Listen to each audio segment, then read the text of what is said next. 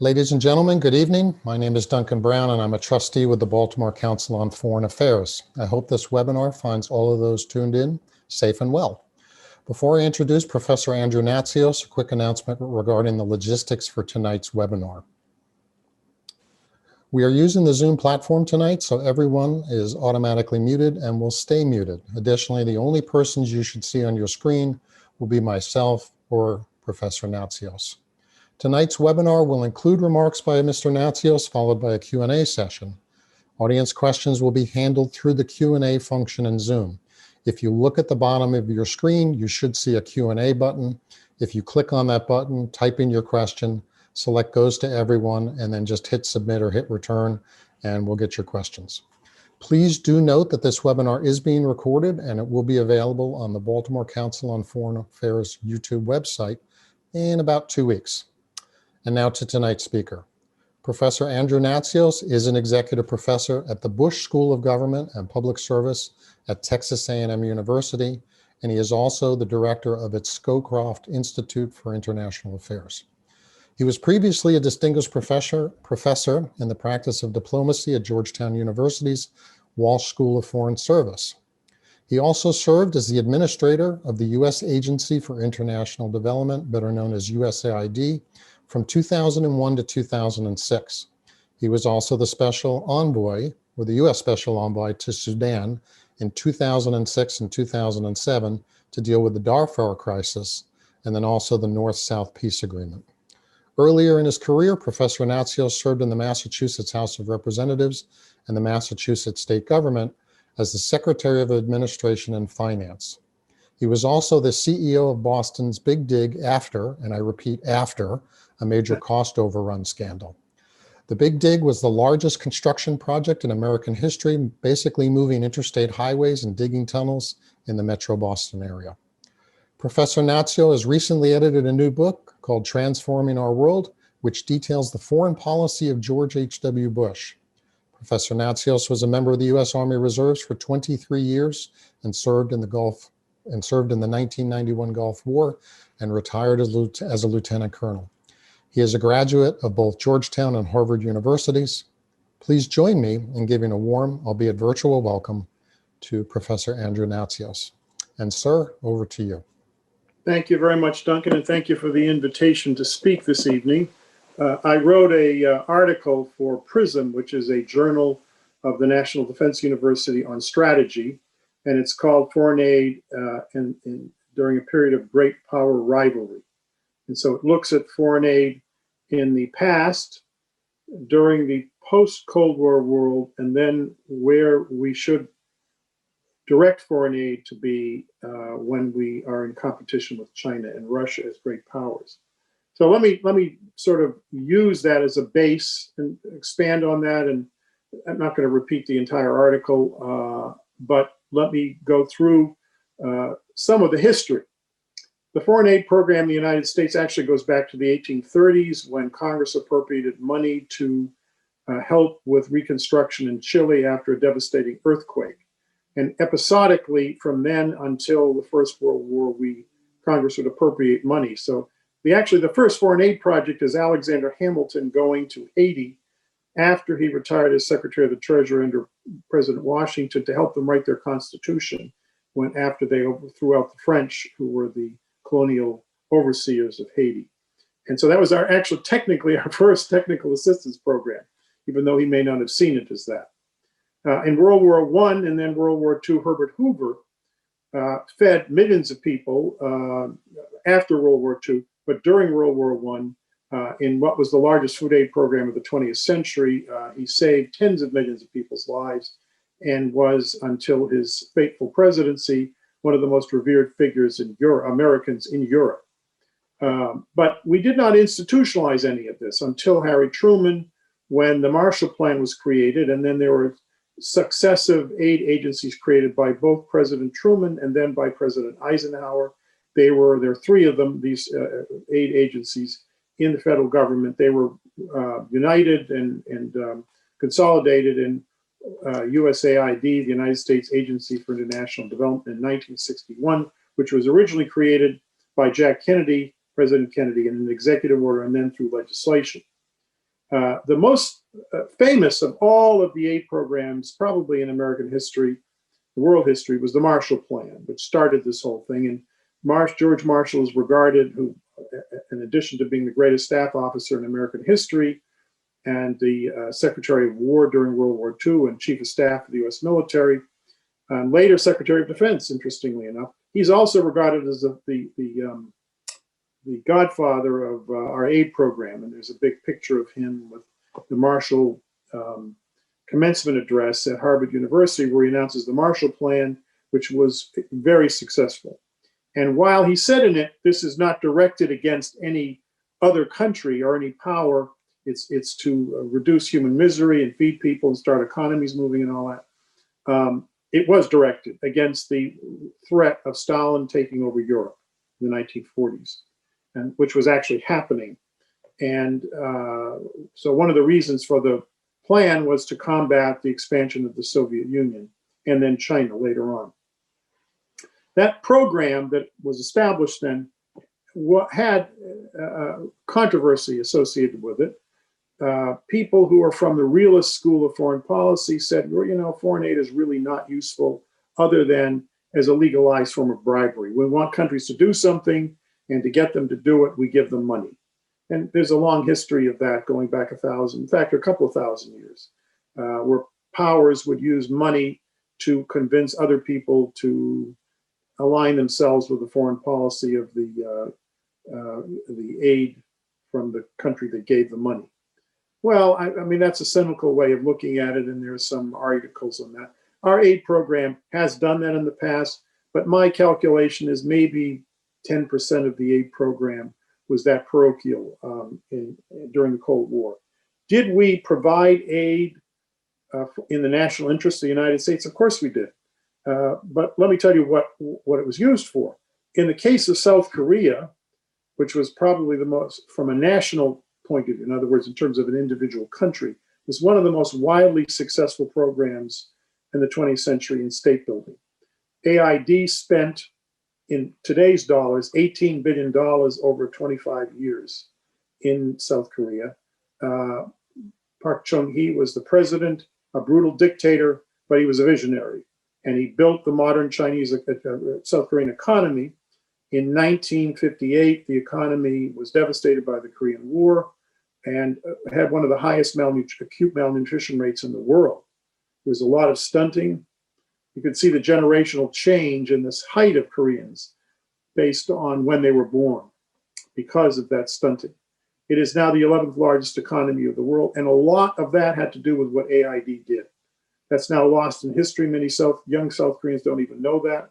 We did the same thing in Thailand, in Taiwan, in Malaysia, in India, particularly successful in Indonesia, which is now an upper middle income country.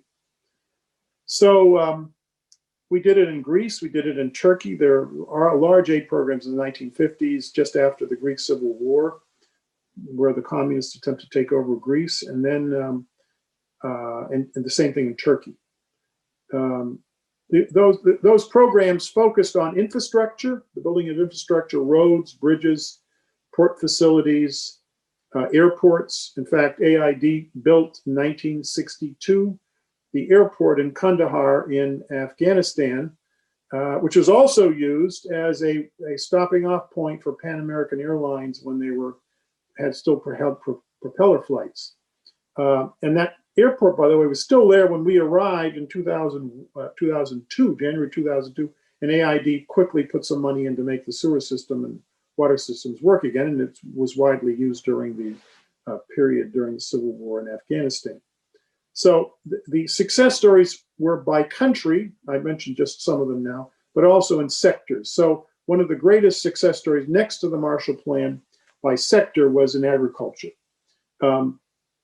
The Green Revolution was a huge success. Norman Borlaug was a professor at Texas A&M, where I teach here at the Bush School, which is part of Texas A&M. Won the Nobel Prize in the late 60s for his leadership in breeding much more higher productive grains, particularly rice and corn and wheat. And those grains were then distributed particularly in Asia, but also in Mexico and a couple other countries in Latin America. And they massively increased per acre productivity in agriculture. Just as the United States was having huge successes in Asia with the Green Revolution, Mao was also experimenting in agriculture in the Great Leap Forward, which started in 1958 and was an unbelievable catastrophe. In fact, it caused the worst famine in world history. The current estimates from Chinese archives that have been recently released in the last 10 years show that 45 million Chinese died in that famine. So while the United States was ending famines in Asia through the Green Revolution, which we did, by the way, I did that in cooperation with the Rockefeller Foundation, the Ford Foundation, which basically funded a lot of Norman Borlaug's research. And AID did the implementation in the field. While the Green Revolution was ending famines in non-communist Asia, Mao was starving his own people, not deliberately, but that's the consequence of the Great Leap Forward, which was, as I said, a complete and utter failure and catastrophe on a biblical scale. So when the Cold War ended, the existential threat to the United States ended, and so their justification for a strategic use of foreign aid in the national interest of the United States also ended. And so the technocrats took over, and they tried to prove that foreign aid worked using a lot of numbers. And I wrote an article about 10, 12 years ago for the Center for Global Development called Clash of the Counter Bureaucracy and Development, about the Inspector General, the General Accounting Office, the Office of Management of the Budget in the White House, and how they try to quantify foreign aid's accomplishments to justify the spending of all this money. Now, the amount of money is actually very small. Most Americans, when they've been polled on this, think 20% of the federal budget's for foreign aid. It's actually right now, well, it was before COVID-19, about half of 1% of the federal budget, nowhere near 20%. The budget's around $32 billion, and it's been the same since President Bush left office. He tripled foreign aid.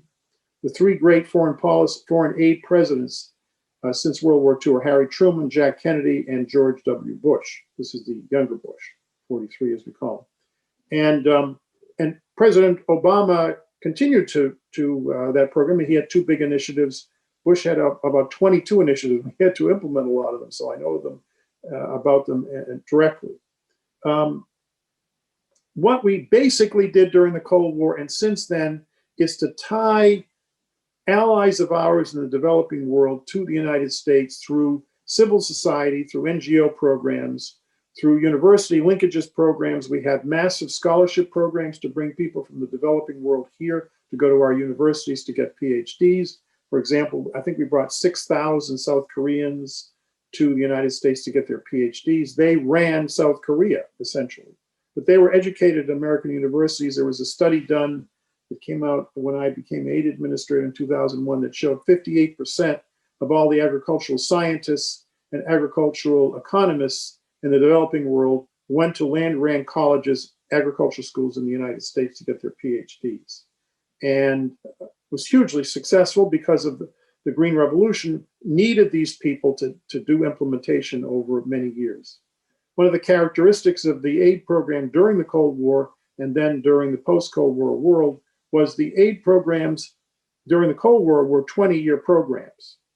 Then after the Cold War, OMB wanted faster results, and so they collapsed that to 10 years, then to 5 years, and I am told it's a year now. You have to produce some results in a year or they shut the programs down, which is crazy. It takes years to build an institution, which is what foreign aid is about. So what's happened now is this. Since in the last 2 or 3 years, there's been the rise of China and, of course, Russia. Now, Russia has a foreign aid program. It's around $1 billion a year. It's really not a serious program, and it's somewhat predatory. The Russians did enormous damage by deliberately bombing hospitals in Syria, for example. The New York Times ran a front page story where they actually had intercepts. I think that the Obama administration had leaked from the CIA, I'm guessing. that showed the pilots actually talking about bombing the hospitals. Now, bombing hospitals is a violation of the Geneva Conventions, international law. It's extremely destructive in terms of healthcare in a country, and there's no justification for it, but they did it. And I don't think the Chinese would do that. The Chinese have an aid program. It's seen by most American policymakers as the Belt and Road Initiative, where they're building infrastructure across Central Asia, the Middle East, and then into Africa. They're even doing it in Latin America to connect China to these countries in terms of markets. So it's a lot of highways, ports, bridges, and airports. Now, it's running into problems now because many countries are saying, you know, we're paying for this because the Chinese loaned us the money, and then the Chinese went and used the loans to use Chinese companies to build all this stuff. And many countries are unable to pay the loans back, and they're defaulting. And the fine print in these agreements was, well, if you can't pay the loan back, we're going to take control of your oil fields or your port facilities. So, for example, Kenya is losing control of their port in Mombasa because they can't pay back the Chinese loans they took out. The oil fields in Ecuador have been taken over by the Chinese because China was supposed to build a dam in Ecuador and never built it, but the loan got taken and they couldn't pay it back in Ecuador. And so the Chinese now have taken over their oil wells under the loan agreement. Same thing happened in Sri Lanka. It's happened in Malaysia.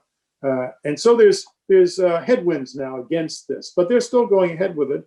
Problem is the Chinese are worried more countries will be unable to pay it back, these loans back, and then they're going to have problems themselves with these loans. And then, but they did something else, which very few policymakers know.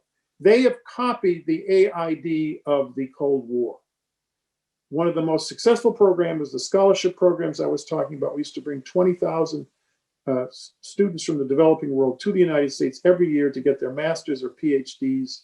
We stopped that when the Cold War ended. We did, when I started, about 1,000 scholarships a year, down from 20,000 during the Cold War. The Chinese are now funding 40,000 scholarships, so double what we did at the peak, to go to 800 colleges and universities in China.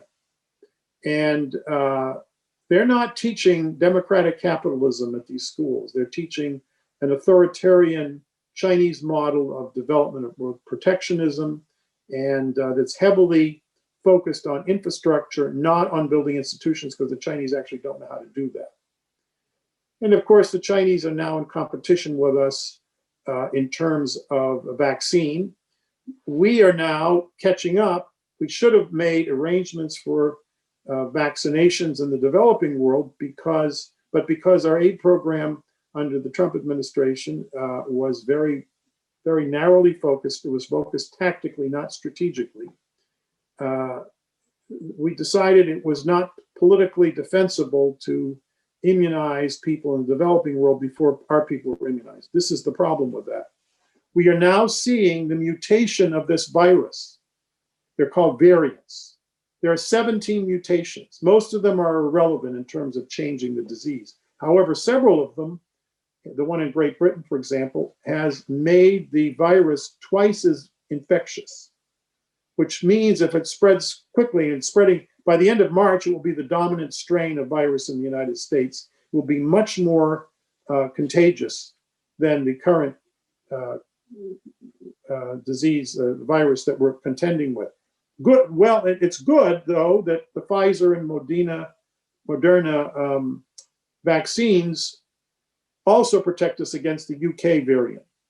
But there's a new variant in Brazil and another one in South Africa, and there are initial reports that it may be more dangerous than the UK version. And the argument I've made, because we at the Scowcroft Institute started a pandemic preparedness program 5 years ago. We've been issuing annual white papers, and we've been warning that this was going to happen. We've had annual conferences. We've issued these white papers. We've released the white papers at conferences at the National Press Club in Washington, D.C. every year for the last several years. And it's happened. We published a book on pandemics that was written before COVID-19. We're publishing another book on COVID-19 of some of the leading scholars in the world and scientists on the subject.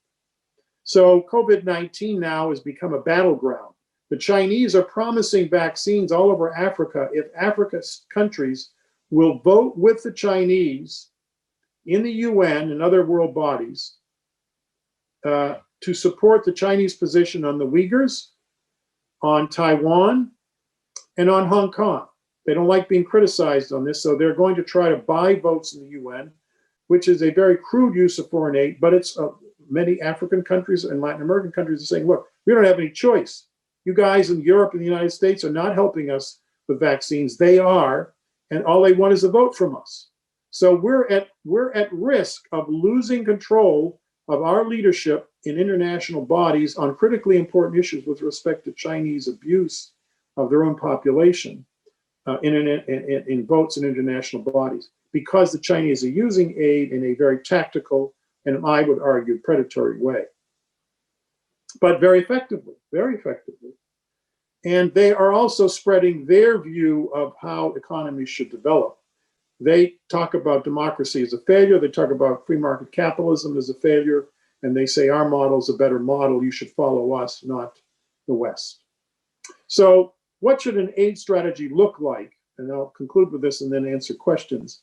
I have 7 or 8 principles of what the US aid program should look like in a period of great power rivalry. Well, the first principle is do not step down from the position of the high moral ground we've had in many, many areas. For example, President Bush started what's called the PEPFAR program, the HIV/AIDS program, and there are critics of it and all that. However, it's kept 28 million people alive with HIV/AIDS with antiretroviral drugs.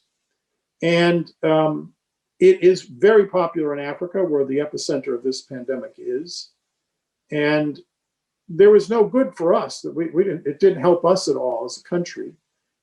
And we also have an Ebola program to prevent the spread of Ebola. Again, there's no good for us in it.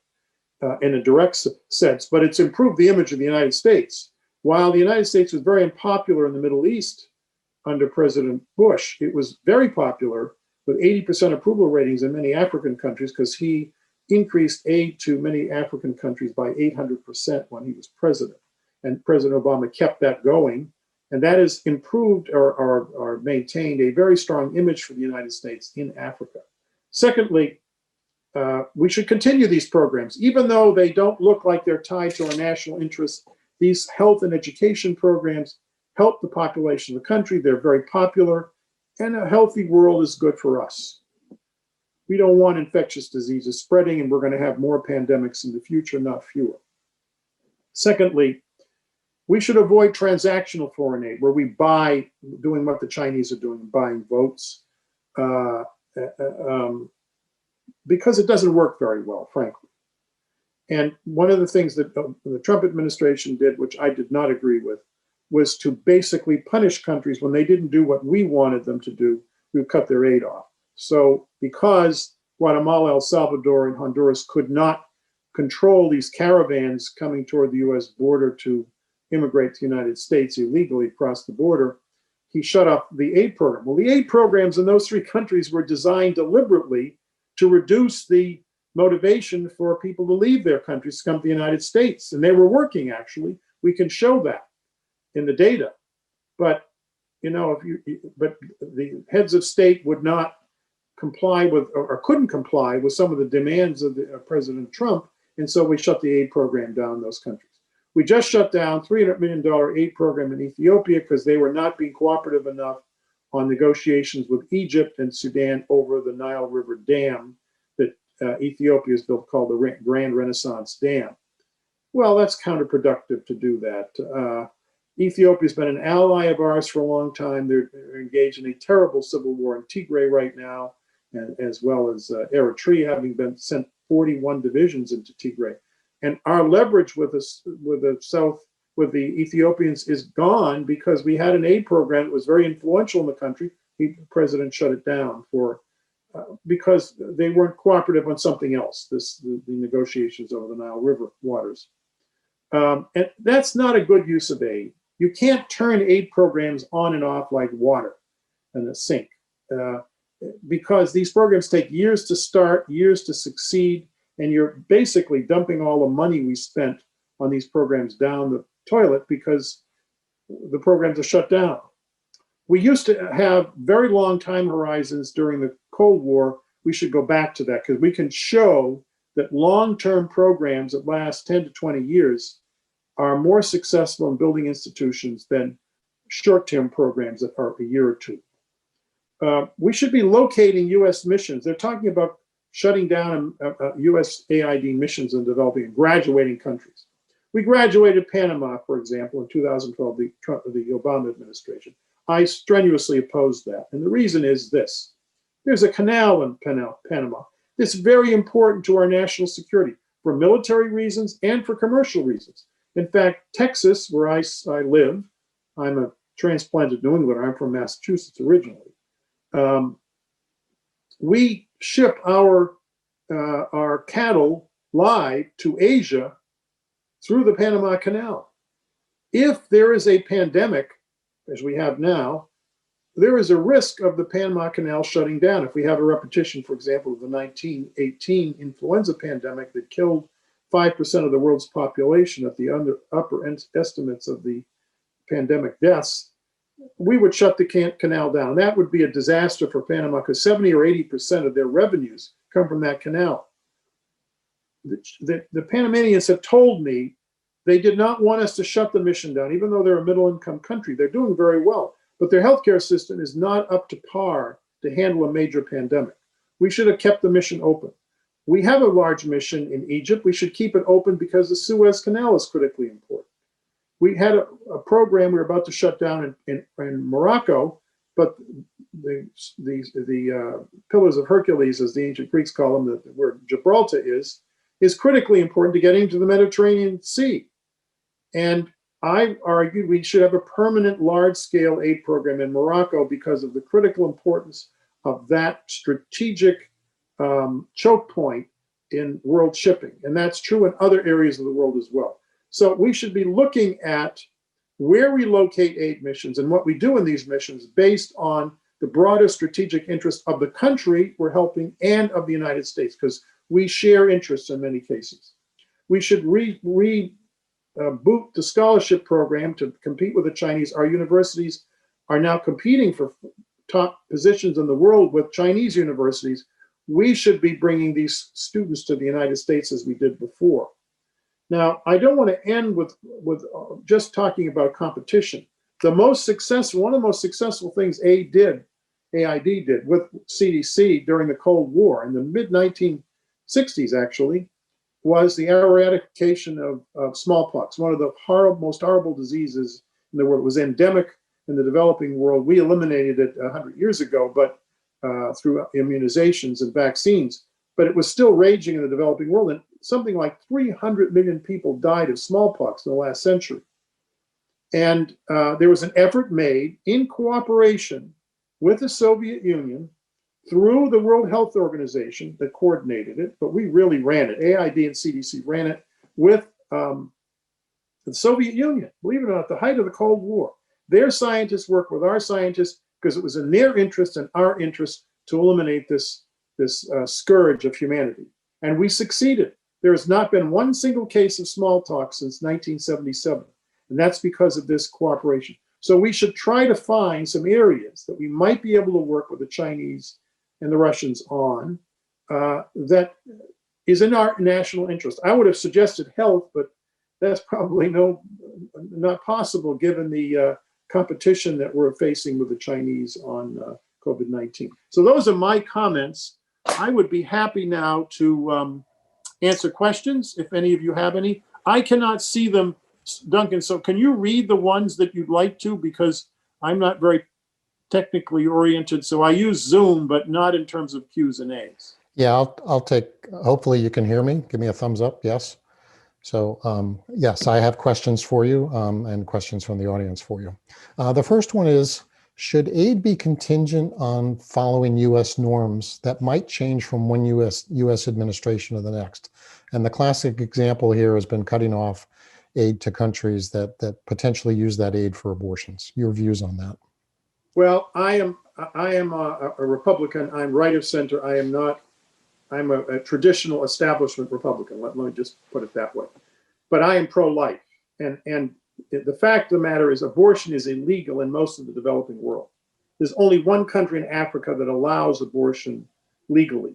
So this is a domestic debate. The President President Biden just rescinded the Mexico City policy, which every Republican president signed and every Democratic president has rescinded. That's not going to change because it's an emotional issue in the United States. But the reality is most developing countries, particularly in Africa and a number of Latin America, already prohibit abortion. And there are some Western European countries that are using aid to try to change the law in these countries. I personally find it offensive for us to go in on an issue of moral consequence. And, the question is, when do you believe life begins? I'm sure many of you may be pro-choice and you don't think we should interfere with a woman's right, but I would argue that life begins before birth. That is a philosophic and theological question. It is not something that we should be forcing down the throats of very conservative societies in the developing world. Okay. They've already made their decisions in their legal codes. Right. The next one is should U.S. aid, foreign aid, be contingent on fostering U.S. national security? Should that be a criteria in terms of judging whether aid goes forward or not? And the question is what that means. Right. And so during the Cold War, we said you're going to either be with us or you're going to be against us. But then we started helping a lot of countries like India that was not aligned. We did not help with our aid countries that were part of the Eastern Bloc. So we didn't have aid programs in Mongolia, for example, or Eastern European countries of the Balkans, because that was Russian territory. They were part of the Warsaw Pact and the Eastern Europe and the Warsaw countries. We don't have those kind of military alliances. We still actually have 55 countries that are allied with us militarily. I would argue we should have aid programs in all those countries that are developing countries. Many of the 55 are in NATO and they don't need our help. They're rich countries themselves that have their own aid programs.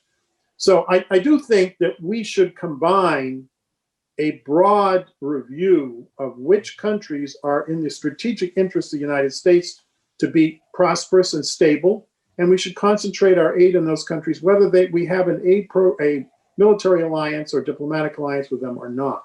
For example, we don't have a military alliance with Nigeria. It's the largest country in Africa. It's got a lot of problems. It has a insurgency in the north. We should continue to have a large aid program in Nigeria. And Ethiopia is the second largest country in Africa with 110, 120 million people. They're destabilizing right now.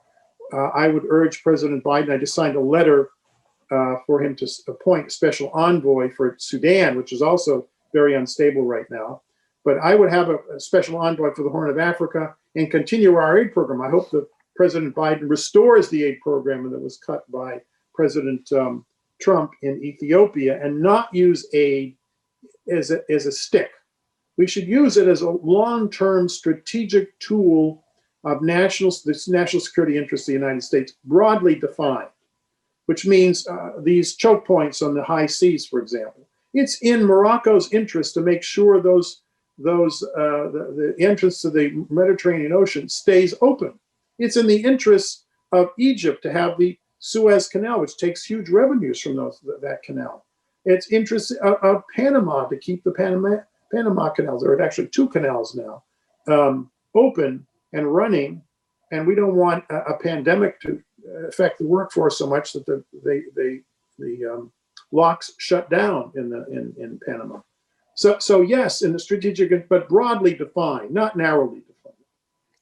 So building upon that one a little bit, so if we look at the Philippines, what has USAID done for the Philippines with respect to the South China Sea? And I think where the question is really headed there is a lot of our allies and partners basically transit the South China Sea for the transportation of goods. And so keeping that open would be obviously of strategic interest to our partners and allies in the US. And so then the question becomes, what about aid to the Philippines? Well, we've had a large aid program in the Philippines since 1950, and it varied in size. Once our military base there shut down, which the Filipino government wanted shut down, It diminished in size, but it's substantial still. I'll tell you one thing we did that was profoundly important to the Philippine government, because I was deeply involved in it. The island of Mindanao has a large Muslim population, and they were in revolt against the central government. There was a guerrilla war going on, and one of the group that was labeled by us in the Philippines as a terrorist group was using the poverty and the discrimination against the Mindanao, because they would argue they were Muslims, by the central government. We ran a large program there, a highly successful program. It's an extraordinary thing. If you walk into the U.S. ambassador's office in Manila, which I did when I was aid administrator, there's a letter from the leader of one of the, because there's several of these insurgency groups, radical Islamic insurgency groups. They said, if AID had started this program earlier, we would never have started the Civil War. And one of the groups that signed the peace agreement with the central government gave up their weapons. We ratcheted up this program of small-scale community development in all the poorest villages in Mindanao. It's highly successful, and it's been used by this Philippine government to promise an end to the Civil War for the other groups that have not signed peace agreements. And they use this example of this aid program as a carrot to get the rebel groups to come to the bargaining table and agree to a peace settlement. Now, is that a strategic use of aid? Yes, it is. Does it help reduce poverty and to the poorest people in the Philippines? Yes, it does. Is it in the people's interest in Mindanao? Yes, it's in their interest. It's in the Philippine government interest and in our interest. Is it good for our role, our visibility in the Philippines? Yes. The president of the Philippines, frankly, has been tied himself more to China because he thinks we're going to leave. And one of the things that concerns me is the perception the United States is no longer reliable as a partner, which is a disaster for us. Our allies around the world are the reason the United States has maintained a dominant position in the world order all these years. We cannot abandon these friends of ours in these long-term alliances, in my view. Vietnam, for example, didn't have an aid program. I started the first aid program since the Vietnam War there. I didn't do it. It was negotiated by the State Department with the Vietnamese government, but it was an HIV/AIDS program, and then it's expanded massively since then because the Vietnamese are very worried about the Chinese, and they want a large presence of U.S. government, particularly in AID, in the country to strengthen them against what they see as a strategic threat from China. So building upon that, is it likely that the U.S. will again be a dominant influencer in the world, or are we in an irreversible decline, or where are we? I mean, obviously, as you said, and I agree with you, there's a lot of nations out there that have lost faith and lost trust in the U.S. But what does that mean in terms of our influence in the future, and how does that tie to USAID? Well, let me just say that if you go back in American history, I've been wanting to write an article on this. I think some historians may have done it. After every major economic crisis in American history, there was a crisis in the 1790s. There was one in the late 1830s during Van Buren's presidency. There was one in the 1880s. In the 1890s, there was one after World War I. There was one after the Great Depression started. In every one of these cases, there were protectionist, nativist, isolationist, and ultranationalist trends in American politics on both the left and the right. The same thing has happened, and this is a consequence of the 2008 economic recession, severe recession. But then it was compounded this past year, by the economic collapse that took place after COVID-19 began spreading across the United States. So part of this, in my argument, would be during periods of severe stress, these tendencies, which they're always there in the United States, but they're a minority of people. And I might add, there was, Patrick Buchanan ran against President Bush, 41, I think, contributed to his defeat to Bill Clinton in 1992. He said, famously in one of his books, that we shouldn't have participated in World War II. Hitler was not that much of a threat. Then we shouldn't have done anything against the Soviet Union. It wasn't really a threat either. This is the worst kind of isolationism. He didn't get that many votes in the primary, but he did stimulate this more nativist, isolationist tendency in the Republican Party. And I might add that Bernie Sanders did the same thing on the far left of the Democratic Party, which is why many of the traditional leaders of the center-left Democratic Party united behind Vice President Biden to ensure that Bernie Sanders wouldn't win. And I'm not trying to get into partisan politics here, but there's a problem on the far left and the far right against globalization, in favor of protectionism. But these have not been, since World War II, where the majority of Americans are.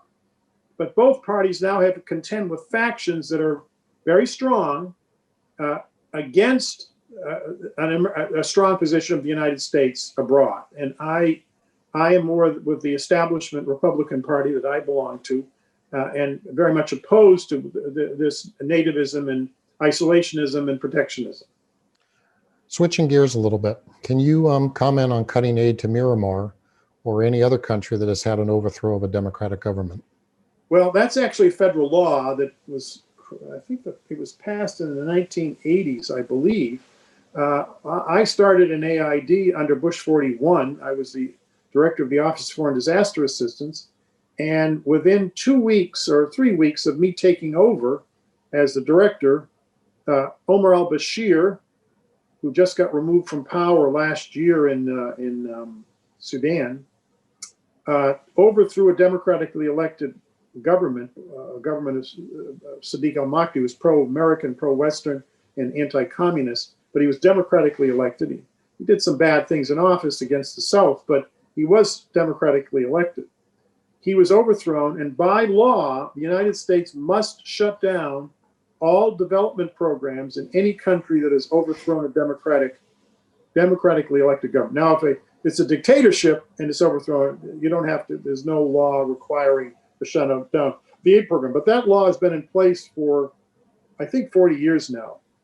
And sometimes they don't fully implement it. When el-Sisi took over under Obama in what was really a coup, they did not shut down the aid program, even though they're supposed to have legally. Someone could have sued in court, and it's pretty clear what the law says. I think they tried to redefine whether el-Sisi was really a coup or not, which I think was kind of ridiculous. So should we? I am a big supporter of gradual implementation of democracy and civil society programs, but I do think we need to consider what the national interests of the United States are. In the case of Egypt, we could not abandon Egypt because it's the largest Arab country, it's an ally of the United States. And Morsi, who was the Muslim Brotherhood president who was elected, was starting to crush even though he's elected democratically, he was becoming authoritarian. So you could make an argument that he was no longer, even though he's democratically elected, he was creating an authoritarian government model after the one in Iran, which would not have been in our national interest or the interest of the Egyptian people. So I would say there are many equities on this issue. I generally support democracy, but democracy is not always the first priority for countries in the developing world. If it is, and they ask for help, we should help them, because AID has probably the best run democracy and governance programs in the world. I can go into what those are if someone's interested, but I think it's a nuanced answer. It's not an absolute answer. Okay. How should we build up our graduate studies for third world students? Well, one, we have to make it easier for them to come in. All of these restrictions are put on, and we have 15% of the student body at the Bush School are from other countries. I have a 20-person class, 20-student class this semester on development theory and practice at the Bush School. I have 3, 4, 5 students. 25% of my class are not Americans, and all of them are from developing countries. And many of them go back, and notice the ones at Georgetown that I had as students, they're rising in their bureaucracy. Some of them have become ambassadors. And so what we should be doing is making it easier to get into the United States. Obviously, you have to pass a test that they're not belong to a terrorist group or something like that. But that really has not been a big problem with most students. So I think that's the first thing. The second thing I think that AID needs to do with congressional support is to put aside money in every one of the sectors where there is a deficiency of trained people in the country. So, for example, if a country like Ghana, which is an ally of the United States, a high-performing developing country, rapidly growing, it's a democracy for 30 years now, it's doing very well. We have a large aid program there. Let's say, for the sake of argument, that they had a deficiency in the number of doctors and the number of nurses. Well, I would take a percentage of the USAID health budget and put it aside for students from Ghana to come to our medical schools and our nursing schools. But it should be tied to the development needs of the country.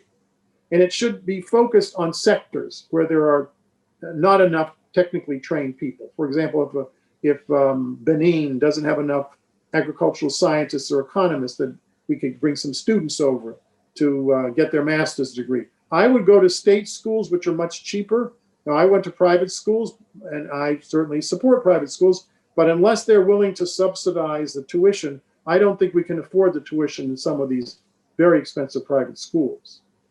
So I would go to, and I'm teaching in a state school, so because people can say I'm being parochial about this, but it's a matter of how many students we can bring over with a fixed amount of money. It should be that the schools that we should compete for these students, for this student aid that we're trying to get going. And it should be connected again to our national interest. What is in the interest of the United States, broadly defined in the country in which the scholarships are being offered? So assuming that it's in the national interest to maintain hegemony in the Middle East, what can we do about it in terms of Well, USAID? we've already hegemony a long time ago, Duncan. We're gone. No, and it was not just under Trump, it was under Obama as well. Yep. Both were anti-war presidents. Both talked about withdrawing from Iraq and Afghanistan. Yep. And then we had to send troops under Obama back because ISIS almost took control of Iraq. It was from Syria. So I don't think we can, personally, I think it's a mistake to send combat infantry troops into civil wars around the world.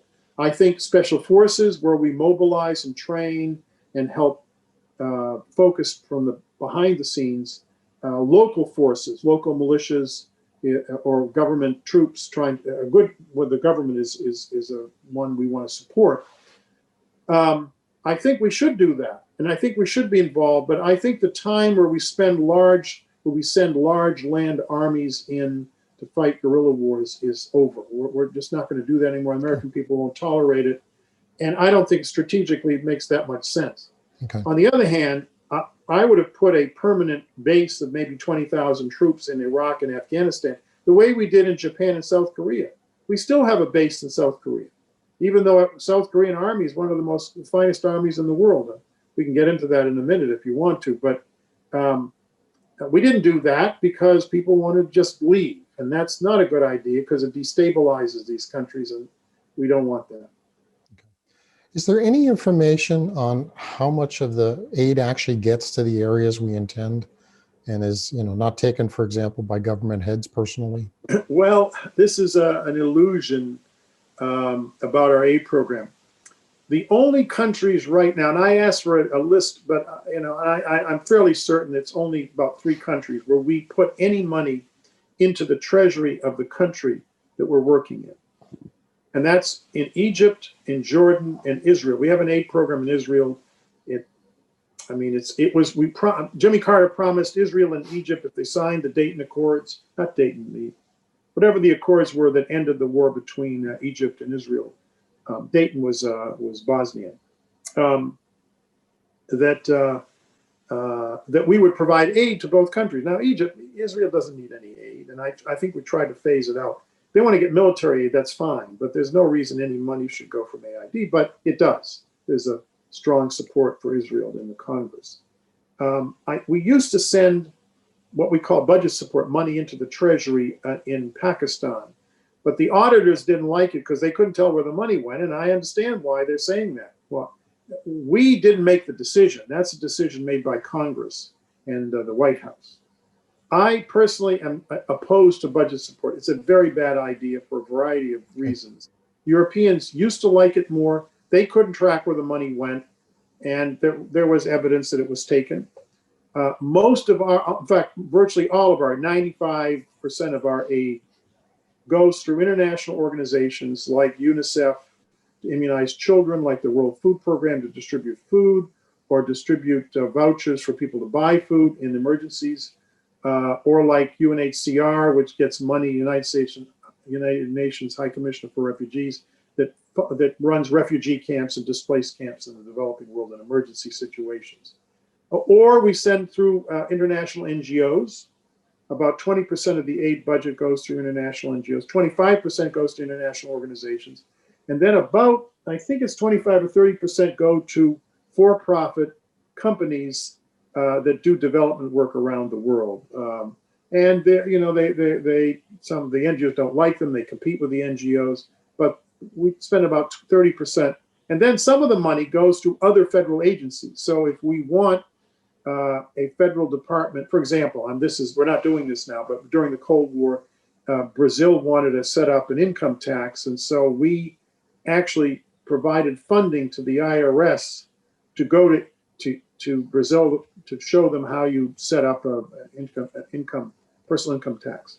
Now, some people listening might be horrified by that, but if the country wants it, we'll be cooperative with them. And so we also send a lot of money through our universities, but almost very, very little of the money goes through means through the government of the country where someone can steal it.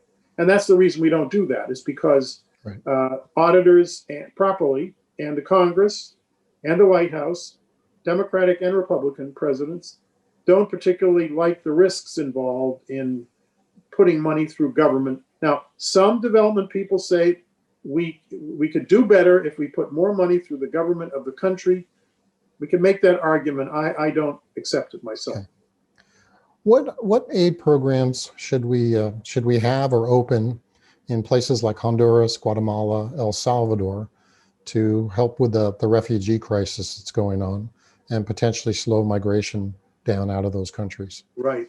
Some of the contractor companies have done extensive research on why people are migrating. It's not quite what people think. Some of it is because they are worried about the future for their children because of the level of violence, gang violence. Now, I don't want to I've never raised this in public, but by sending back gang members from gangs in the United States who committed crimes, and they're not Americans, and they go into our prisons, what we do is we send them back to Honduras and El Salvador and Guatemala. We've been doing that for 30 years now. It is a disaster to do it because their prisons can't keep these people in the prisons. And some of the gang members who go back have taken gangs which they formed in the United States and sent them back to these countries. And that's where some of the gang violence is coming. I would stop this practice of sending back people to their home countries who are gang members or criminals, because all that it's doing is increasing the level of violence in the developing world. And I think we should stop doing it at the state level and at the national level and keep these people in prison. They're very dangerous people, and we don't want them transferring the gang structures that they have formed in the United States back to these poor countries that don't have very strong prison systems or police systems. The second thing is, so that's a sort of a negative thing, but that's something AID is not going to deal with. But we have a program, AID has an extensive program in those three countries in schools to prevent kids from joining gangs. And they work. And believe it or not, the model for this was the LA city government established an anti-gang program to guide kids away from joining gangs. And empirically, there's substantial evidence that that program worked.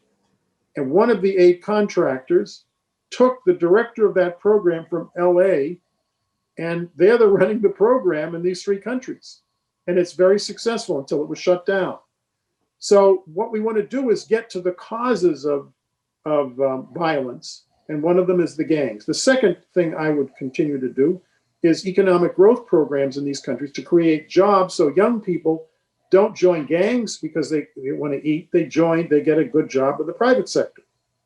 Now, again, if you say you don't want to have any imports into the United States from these Central American countries, that defeats the purpose of these programs. I think if you want to slow immigration, you want to create carrots and positive programs to deal with why people are moving. They're moving for economic reasons. They're moving because of violence, because they're worried about their children. You want to deal with the roots of the problem. We have an aid program that did that. We should building it up, not shutting it down. Okay. What's the right level for USAID? I mean, should it be a fixed percentage of the budget, just an on and on program? Well, for example, as some technology programs are in, say, DoD?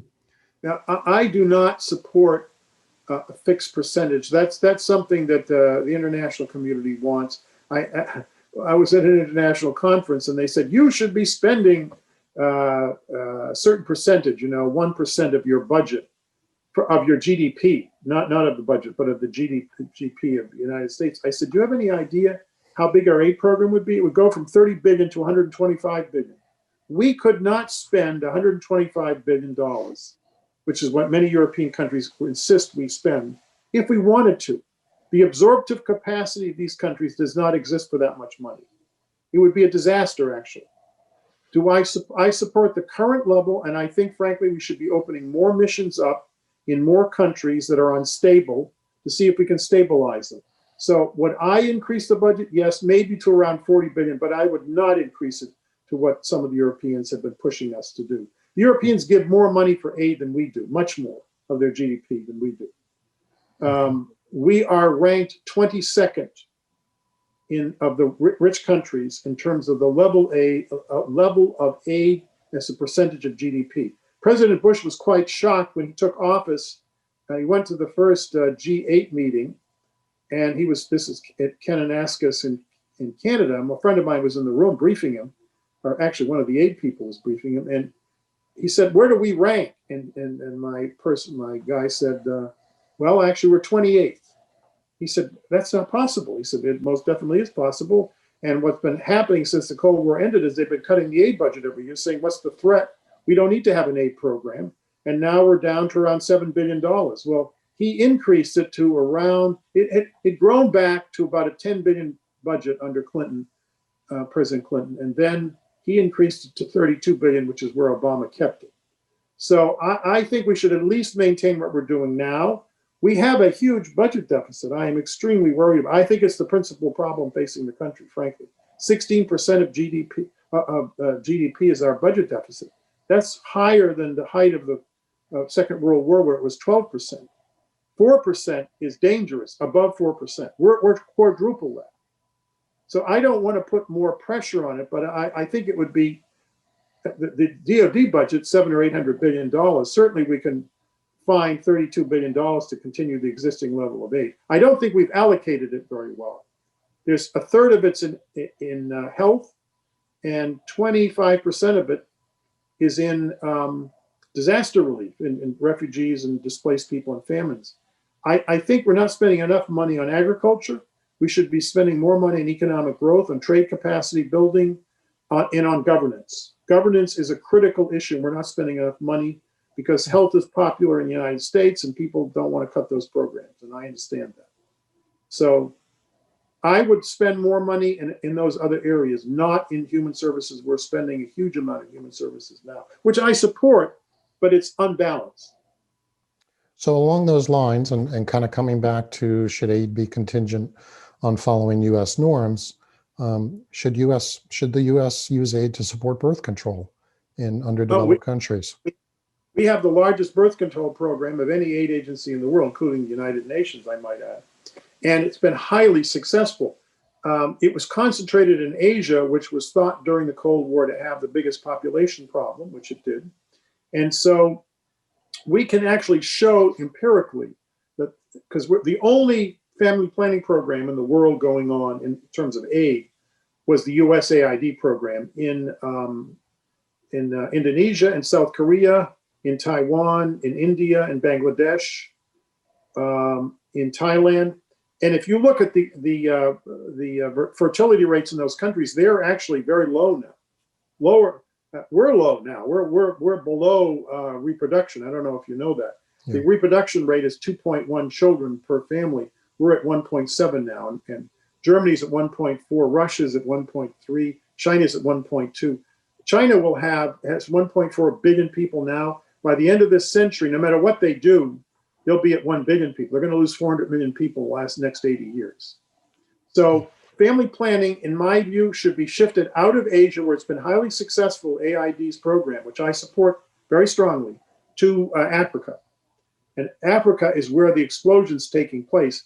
I did start a large aid program, and I had a war inside the agency because the aid people didn't want to shut down the programs in Asia, which we've been running for 40 years, as I said before, with some success. But I wanted one in Ethiopia, which had the average number of children in Ethiopia was 6. The fertility rate was 6. Now we ran it, it took 12 years, but we got the rate down from 6 to 4. So it was a 35% reduction in the fertility rate in Ethiopia. The number of women using contraceptives went from 5% to 55% under this program that we started. We had a small program, but it was tiny. I increased it from $2 million a year to $22 million, and it's been highly successful. We need to do the same thing in Nigeria and a bunch of other countries and shut the programs down in Asia where they've been running for too long now. Those governments are capable of running their own family planning program. They don't need us to do it. Okay. These African countries need our help and want our help. I think the program is like $575 million a year. It's a large program, and it's very successful, and I do support it. Okay. The last question of the night, which has nothing to do with USAID, is can you comment on the jailing of Navalny? You are a foreign affairs guy, so can you comment on the jailing of Navalny in terms of our foreign policy towards Russia? What should we do, if anything? President Obama made the comment that Russia is a weak power. It is a declining power. If you look at all the indices, health indices, young men have a longer life expectancy in Haiti than they do in Russia. I don't know if you know that. And that's from their own data. This is from the data from the Russian Ministry of Health. It is shocking how poor the health is of Russia. The men's mortality rates in Russia have been in decline since the collapse of the Soviet Union. We don't even know if they were accurate. The data was accurate during the Soviet Union. But this is not from international, but this is from the Russian government, this data that I'm talking about. We published a set of essays on Russia through the South Central Review. That's a journal that's published by Johns Hopkins Press, as a matter of fact. And a set of essays, I think we did it 2 or 3 years ago on Putin's Russia. And it's not very complimentary. I believe that Putin is as much a threat, but of a completely different kind than China. And I'll give you one example. This is empirically based. This is not based on rumors or conspiracy theories. Professors at GW and the computer sciences and the business school looked at Twitter to see where the anti-vaccine messaging is coming that has led to what we call vaccine hesitancy. A third of the American people are not going to get vaccinated. I have neighbors, and I'm just astonished that people are saying they're not going to get vaccinated. I've been vaccinated.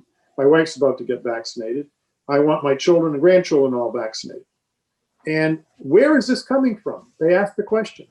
So they went to Twitter to see where the messages, 50% of the anti-vaccine messages are coming from Russian bots connected to the Russian secret police. It's the modern version of the KGB. And the other half, pro-vaccine, is also coming from that. I asked a Russian scholar, I said, why are they sending out these messages? He said, to confuse everyone. They called it epistemological chaos. They want to create the view in the United States, which they're succeeding in doing, that there is no source of truth, that no one can be trusted, that scientists cannot be trusted, and that vaccines are dangerous to your health, and therefore you shouldn't vaccinate yourself. And so that is putting at risk the United States. So we are assuming dangerously that the real power is how many divisions you have, how many nuclear weapons you have, how big your economy is, which are the typical mechanisms or the instruments of power that political scientists use to judge a great power. What they are missing is that Russia is far more advanced than we are in spreading extremely divisive, dangerous stuff. And it's not just going on in the United States, it's all over Europe. They're doing the same thing in Great Britain, doing the same thing in continental Europe. And there's evidence now, and the chairman of the Joint Chiefs of Staff said this before the United States Senate. This is not me speaking, this is him speaking. That the reason the Russians are doing this destruction in Syria is to cause more refugees and to force them into Europe, to cause political chaos in Europe, where the far-right neo-Nazis are rising against this migration from the Middle East. So, and I might add, I have no idea whether this is true or not, but if I were in office as president, I'm not running for president, the only way to respond to Putin doing this divisive stuff on the internet is to do exactly what just happened. The notion that the pictures of Putin's mansion got to 100 million people, most of them in Russia, within a week of Navalny being arrested, and that was all done internally by Navalny's supporters, I don't believe it. I think that our scientists, I mean in the federal government, our intelligence people are the ones that got those photographs up. And by the way, it's accurate. He has stolen $100 billion out of the Russian economy. Read Aslan Anders' book, Putin's Kleptocracy. There's a book by Karen DeWissa on the Putin regime and the corruption in the government. And she estimated 5 years ago that he was up to $30 billion, his personal wealth. And the current book that I just mentioned by Aslan Anders, who's at the Atlantic Council, he's a Swedish scholar, is that it's up to $100 billion. And that is his weakness. He has been cutting back social services and pensions in Russia to rearm after oil revenues collapse and gas revenues collapse. How are they getting this money? They're getting it by cutting social services. That's part of what's happening in Russia now with the Navalny. So I think we should be publicizing what Putin and his oligarchs have done to the Russian people and the Russian economy. That is the most devastating thing that can happen to him. I hope this continues, and I hope he's overthrown because he's dangerous not just to us, but to the Russian people. Okay. All right. On that, sir, we're going to call it a night and say thank you to all of our folks online. Thank you very, very much for attending tonight. Our next speaker, by the way, is going to be on February 24th. It'll be Dr. Matthew Kronig from Georgetown University, and he's going to talk about the return of great power and what it means for the United States. So to everyone online, thank you very much. Have a great evening. To Andrew Natsios, thank you for doing this tonight. Thank you. Appreciate it. And to everybody, have a good night.